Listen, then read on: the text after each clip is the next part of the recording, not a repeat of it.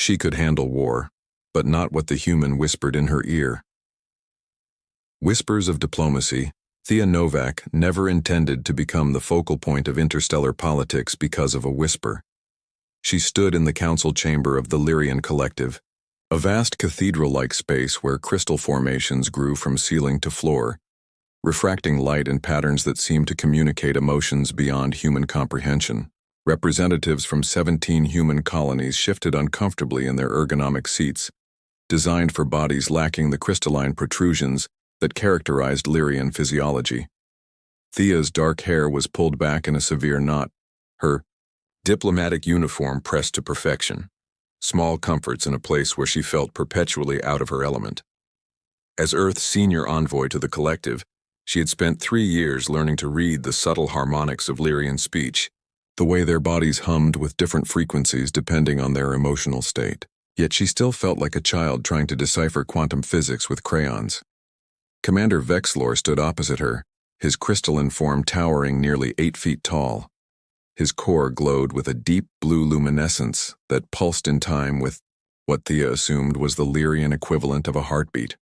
Unlike other Lyrians whose colors shifted frequently, Vexlor maintained a consistent azure hue, a mark of his legendary control and the reason he led the collective's military and diplomatic corps. The proposed mining rights in the Vega Nebula remain unacceptable, Vexlor stated, his voice resonating at a frequency that made the smaller crystals in the room vibrate sympathetically. Humans lack the sensitivity to harvest without damaging. The crystalline consciousness is developing there. Ambassador Javier Rodriguez, seated to Thea's right, leaned forward. With all due respect, Commander, those consciousnesses won't mature for another 1,000 years according to your own scientists. The resources are critical for our colony on Proxima b. Thea watched Vexlor's surface facets harden. A subtle tell she'd learned indicated frustration. The negotiations had stretched over 17 hours and they were getting nowhere. The Vega Nebula's rare minerals could solve Earth's energy crisis, but the Lyrians considered the region sacred. Perhaps, Thea interjected, we could discuss alternative extraction methods. Our scientists have developed techniques developed for carbon-based environments, interrupted Council Elder Zirith, her pink-hued form vibrating with dismissal. The resonance patterns of crystalline formation are beyond your species' comprehension. Thea felt a headache building behind her eyes. The Lyrians' tendency toward technological superiority always grated on her nerves. Humanity had achieved interstellar travel independently after all. They weren't primitives fumbling with fire. As the debate circled back to the same arguments for the 3rd time, Thea noticed Vexlor's color deepening to a midnight blue, a sign of deepening resolve. At this rate, they would leave with nothing. When the Lyrian Elder Council called for a recess, Thea found herself standing alone near one of the massive viewports overlooking the crystal city of Harmonics. The metropolis glittered like a geode, split open to the stars, structures growing organically from the planet's crystalline core. Your frustration resonates at a frequency that disrupts the chamber's harmony, came Vexlor's voice from behind her. Thea turned, surprised to find the commander approaching without his usual entourage. Up close, the intricate patterns within his crystalline form were mesmerizing like frozen music. Forgive me, she said, straightening her posture. 17 hours of diplomatic circles tends to affect human equilibrium. A slight chime emanated from Vexlor, the Lyrian equivalent of a chuckle. You speak as though our species are fundamentally different, yet both frustrate each other with equal efficiency. It was the closest thing to humor she'd ever heard from him. Thea felt her professional mask slip slightly. If only understanding came as easily as frustration. Understanding requires openness, Vexlor replied, his facets shifting to catch the starlight. Something rare in chambers of power. Thea studied him, noting how the light played differently across his surface than other Lyrians. You fought in 3 interstellar conflicts, yet you choose to lead diplomatic missions. Why? The resonance patterns of battle stay with you, he said after a moment. I prefer the discordant harmonies of negotiation to the singular note of destruction. There, was something unexpectedly poetic about his response. For a brief moment, Thea saw past the alien exterior to something familiar, a soldier weary of conflict. When negotiations resumed, the Elder Council presented their final position. No mining rights in the Vega Nebula, but potential trade agreements for minerals from other regions. It was less than Earth needed, and Thea could see her colleagues preparing to reject the offer. In that moment of tension, Commander Vexilor suddenly addressed her directly. "What would you propose, Envoy Novak? Not as Earth's voice, but as one who has studied our ways." All eyes turned to her. Thea felt the weight of both species' expectations pressing down like gravitational forces. The traditional diplomatic approach would be to defer to her superiors or offer a compromise already discussed among the human contingent. Instead, she found herself speaking from instinct. "Perhaps what we need is a deeper connection, a resonance, bridge." A ripple of harmonic tones, surprise, swept through the Lyrian side of the chamber. Resonance bridges were sacred Lyrian practices, not diplomatic tools. "You speak of matters beyond human understanding," Elder Zirith objected, her tone vibrating with indignation. But Vexilor had gone completely still, his blue luminescence pulsing more intensely. "Explain your meaning, Envoy." Taking a deep breath, Thea continued. "Your historical records speak of Tlith Vexnar, resonance bridges formed between differing crystalline structures to achieve harmonic stability. What are our species but different structures attempting to find harmony?" The chamber fell silent. Even the human delegates looked confused, unfamiliar with the concept she referenced. Thea had discovered it buried in ancient Lyrian texts during her cultural studies, a practice where Lyrians with fundamentally different frequencies could establish a psychic connection to better understand each other. Vexilor approached slowly, his massive form towering over her. "You suggest a soul binding between yourself and a Lyrian to facilitate understanding?" Thea swallowed hard. "I suggest we need something beyond traditional diplomacy. If that requires deeper understanding." "Such connections were made in ancient times," Vexilor interrupted, "but never between species. The resonance differential could be unpredictable." "Impossible," declared Elder Zirith. "The human mind lacks crystalline structure. There would be nothing for our frequencies to bind with." Thea felt her momentary courage faltering under the Elder's dismissal. Perhaps she had overstepped, referenced something she didn't fully understand. Then Vexilor did something unprecedented. He lowered himself to her eye level, his massive form somehow making himself smaller. "Would you truly offer such a connection for your people?"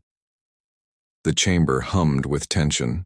Ambassador Rodriguez was making frantic gestures for her to step back, to consult, to do anything but continue this unplanned negotiation. "If it brings understanding where words have failed," Thea replied softly. "Yes."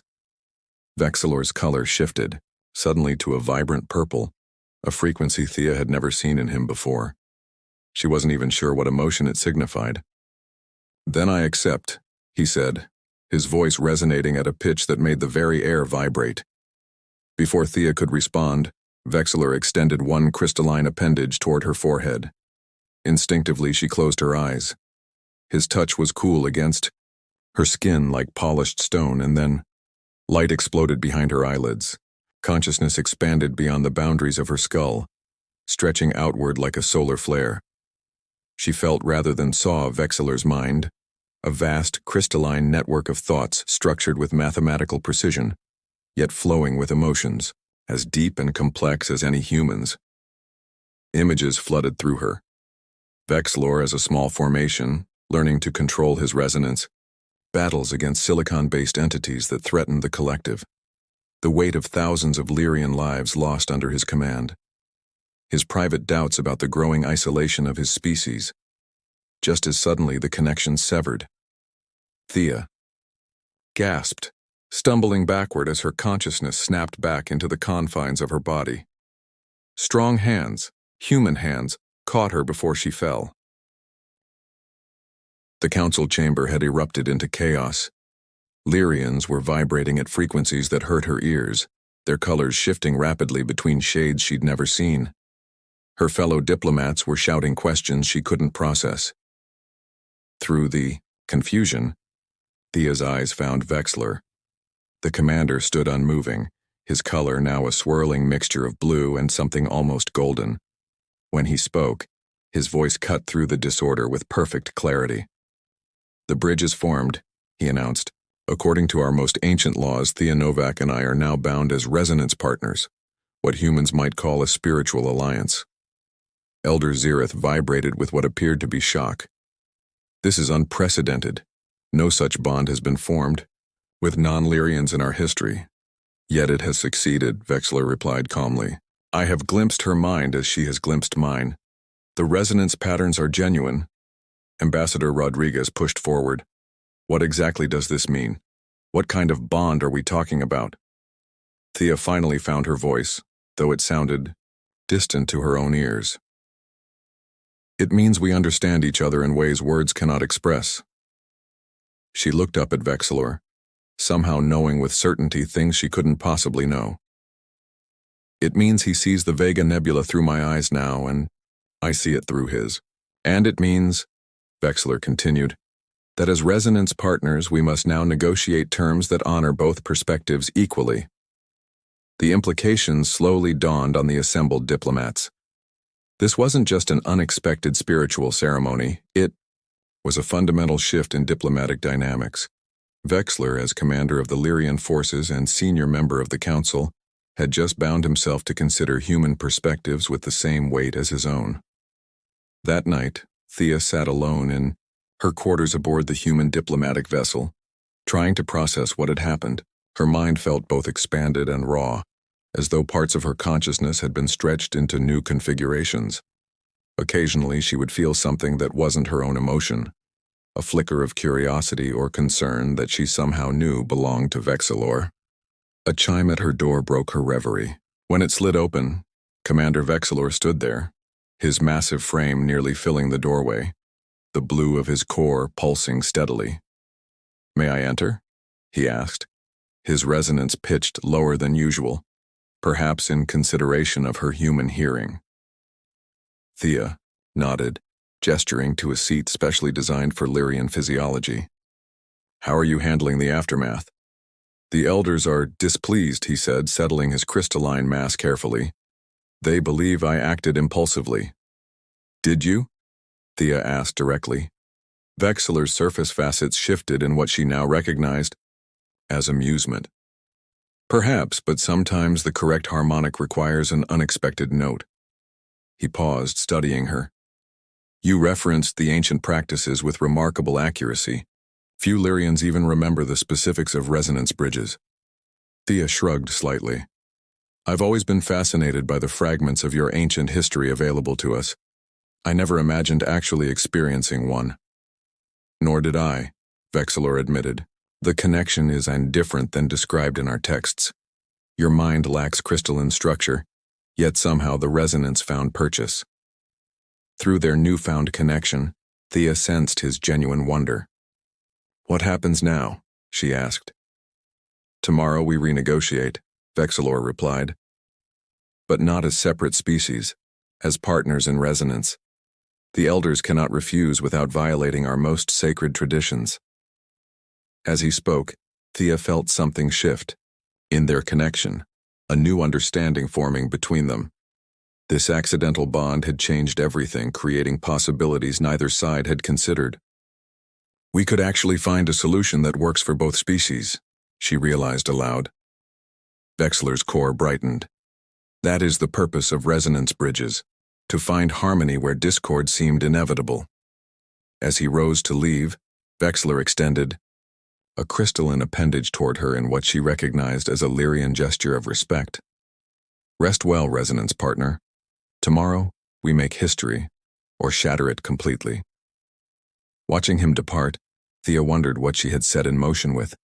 A single suggestion.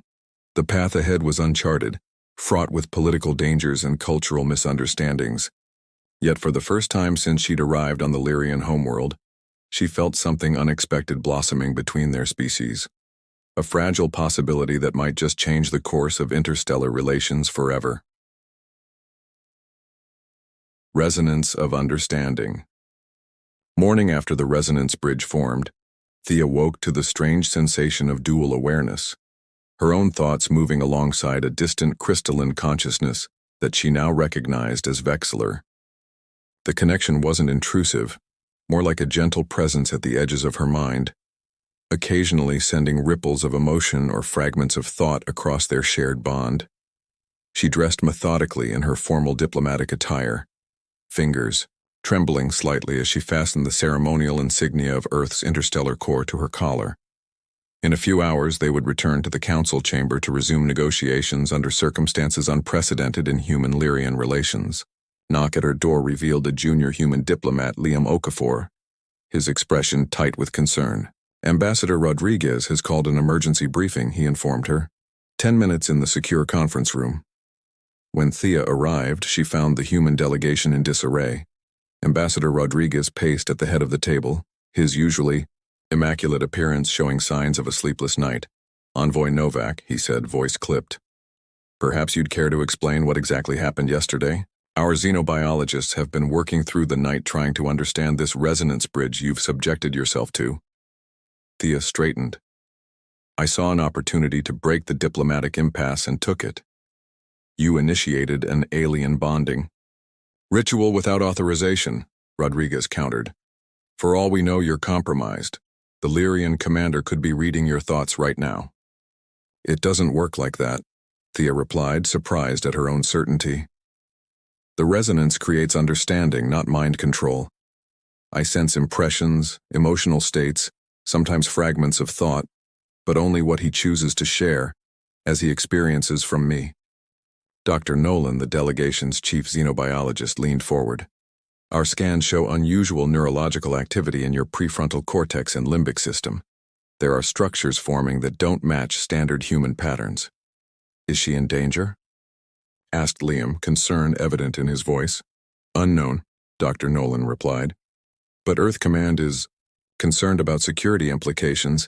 They've instructed us to remove Envoy Novak from negotiations. What? Thea stood abruptly. That would be disastrous. The Lyrians would view it as a rejection of the resonance bond, a grave cultural insult.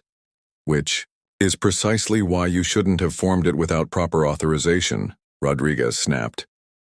Through the resonance bond, Thea felt a sudden pulse of concern that wasn't her own.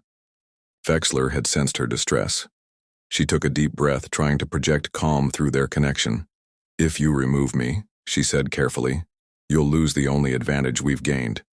Commander Vexler is bound by their traditions to consider human perspectives equally now. Without me there, we're back to square one. Before Rodriguez could respond, Dr. Nolan's communicator chimed. His expression shifted as he read the incoming message. It seems the decision might not be ours, he said grimly. The Lyrian High Council has formally recognized the resonance bond as a type of diplomatic union.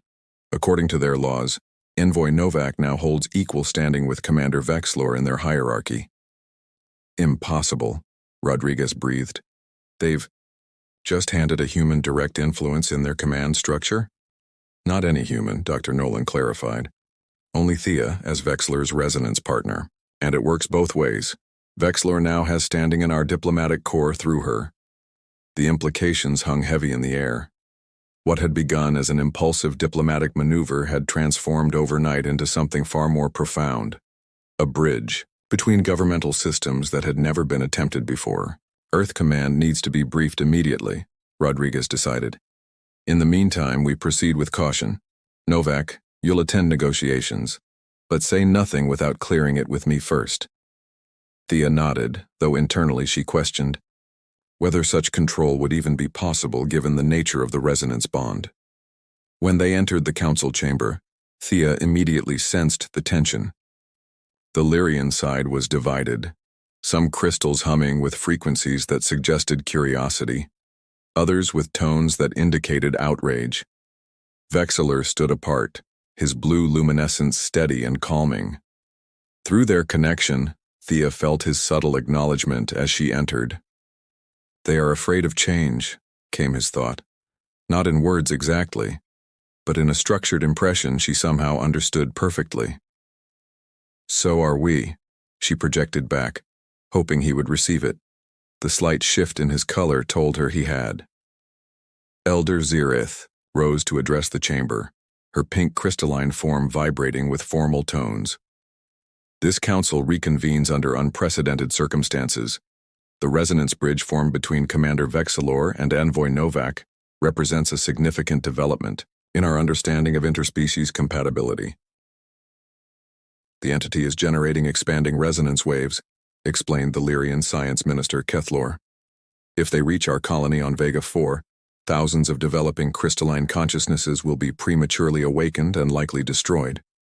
And if they reach the human research station on Vega 2? Rodriguez asked. Unknown, Kethler admitted. But the waves disrupt crystalline structures. Your technology relies heavily on crystal components. The implications were clear. Both species faced potential disaster. We must dispatch containment vessels immediately, Elder Zirith declared. This is a matter for Lyrian specialists. With respect, Rodriguez countered, if human lives are at risk, we must send our own response team as well. As the argument escalated, Thea felt something strange through the resonance bond, a potential solution forming in Vexilor's consciousness, not yet fully articulated. There is another option, she said suddenly, drawing all eyes to her. Rodriguez shot her a warning glare, but she continued, following the thread of understanding from Vexilor. The resonance bridge between Commander Vexilor and myself, it could potentially be used to communicate with the awakened entity. Elder Zirith's crystals chimed with skepticism. Impossible. The entity is ancient, predating modern consciousness structures. But not predating the resonance bridges themselves, Vexilor added, picking up Thea's thread seamlessly. The ancient texts speak of bridges formed to soothe discordant energies during the first crystallization. Through their connection, Thea sensed the plan taking shape between them, a dangerous but potentially effective solution that neither would have conceived alone. We would need to be physically present, Thea continued, close enough to establish direct resonance with the entity. Absolutely not, Rodriguez objected. The risk is unacceptable, as is the alternative, Vexilor replied calmly. Military intervention could trigger the entity's defensive responses, magnifying the destructive potential exponentially. What followed was 6 hours of intense preparation. Despite ongoing objections from both human and Lyrian authorities, Thea and Vexilor's unique position, bound by the resonance bridge and holding dual authority, gave them the leverage needed to proceed. Aboard a specialized Lyrian vessel designed to withstand resonance disturbances, they approached the nebula. Through the viewports, Thea watched the swirling gases now pulsing with concentric patterns of energy that hadn't been present in any previous surveys. It's beautiful, she whispered. And deadly, Vexilor reminded her, his crystalline form humming with preparation frequencies. The entity doesn't comprehend our existence as we understand it. It perceives all external input as potential threats. The science team had outfitted Thea with neural amplifiers to strengthen the resonance bond for the attempt ahead. As the final checks were completed, she turned to Vexilor. If this doesn't work, it will, he interrupted, his core pulsing. With confidence she could feel through their connection. The bridge between us is strong. Trust in that. As they entered the resonance chamber at the heart of the vessel, Thea felt a momentary flash of fear. What they were attempting had never been done, using their interspecies connection to essentially reprogram an ancient crystalline entity's awakening process. Ready? Vexilor asked, extending his appendages toward the specialized interfaces. Thea nodded, placing her hands on the human-adapted controls. Ready. The moment they activated the resonance amplifiers, Thea's consciousness expanded far beyond anything she had experienced when the bridge first formed. She was simultaneously aware of her body, of Vexilor beside her, and of something vast and ancient stirring within the nebula, a presence so alien that her mind struggled to interpret its patterns. It doesn't understand boundaries, came Vexilor's thought. It's expanding because it doesn't recognize where it ends and other things begin. Understanding flowed between them, allowing Thea to perceive the entity's consciousness not as hostile, but as confused, a newborn giant trying to understand its surroundings through touch, unaware that its touch was destructive. Together they projected a unified resonance pattern, a carefully structured harmony that demonstrated separation and coexistence simultaneously. The entity's response was immediate and overwhelming, a tsunami of unformed thoughts and sensations that threatened to drown Thea's consciousness. Vexilor's presence anchored her. "Stay with me," his thoughts urged. "We must show it balance." How long they remained in communion with the entity, Thea couldn't say. Time lost meaning as they worked to guide its awakening awareness toward harmony rather than disruption. Through flashes of connection, she glimpsed the entity's ancient memories, the slow formation of consciousness over millennia, the peaceful slumber, and then the abrupt awakening caused by the mining drones. When awareness of her physical body finally returned, Thea found herself collapsed against the control panel. Vexilor's crystalline form dimmed to a soft blue beside her. The ship's systems indicated 7 hours had passed. "Status report," she croaked, her voice raw. The Lyrian navigator's response chimed with tones of awe. "The resonance waves have stabilized. The entity appears to have entered a controlled awakening cycle rather than the chaotic expansion we observed previously." Through their bond, Thea felt Vexilor's exhaustion mirroring her own, but also his profound satisfaction. They had succeeded where conventional diplomacy or military intervention would have failed catastrophically. The return journey passed in a blur of recovery and debriefings. When they finally docked at the Lyrian central platform, they were met, not with the expected political delegation, but with a gathering of both species, scientists, military personnel, and civilians, all seeking to understand what had happened. Elder Zirith approached them, her crystalline form vibrating with formal acknowledgement tones. "The Council has reviewed the telemetry from your mission. What you accomplished was unprecedented." "It required both perspectives," Vexilor replied simply. "Human adaptability and Lyrian resonance structure." "Neither alone would have succeeded," Thea added. Ambassador Rodriguez pushed forward. "While we appreciate the crisis resolution, we still have the original matter of mining rights to settle." Thea felt a ripple of amusement through her bond with Vexilor. "Perhaps," the commander suggested, "we should reconsider the framework entirely. The entity's awakening has revealed aspects of the nebula's ecosystem we did not previously understand." Over the following days, a new approach emerged. Not mining rights, but a joint research initiative.